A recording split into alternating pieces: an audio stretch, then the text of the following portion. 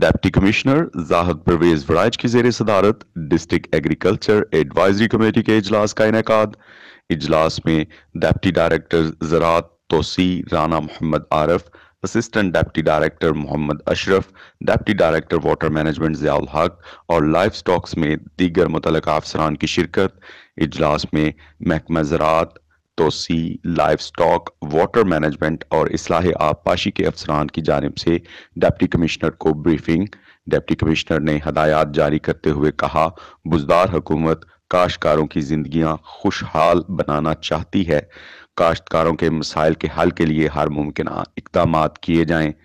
چھوٹے ذمہ داروں کے معیار زندگی کو بلند کرنا ضلعی انتظامیہ کی اولین ترجیح ہے۔ جعلی زرعی ادویات اور جعلی کھادیں فروخت کرنے والوں کے خلاف ضلع بھر میں کارروائیاں کی جائیں۔ بغیر لائسنس اور زائد المیعاد ادویات فروخت کرنے والوں کے خلاف سخت کارروائی کی جائے۔ جعلی کھادیں اور جعلی زرعی ادویات بنانے اور بیچنے والوں کے خلاف زیر التوا مقدمات کو جلد از جلد منطقی انجام تک پہنچایا جائے۔